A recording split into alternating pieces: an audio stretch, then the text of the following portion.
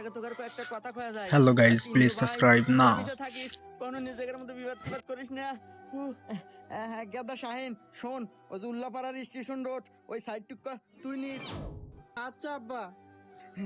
আর গাদা সিংকু তুই শোন, ওই যে সিরাজগঞ্জ চায়নাবাদ ওই সাইটে অনেক লোকজন, লোকের লোক আরো নয়, ওখানে ব্যবসাও ভালো হয়, ওই সাইডটুকু তুই নিস বাজান। ঠিক আছে আব্বা।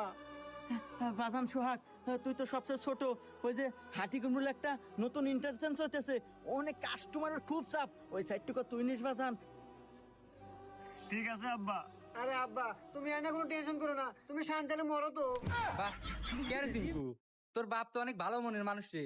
মরার আগে 3 বেটাক সমান তালের জায়গা তুমি ভাগ করে দিতেছে।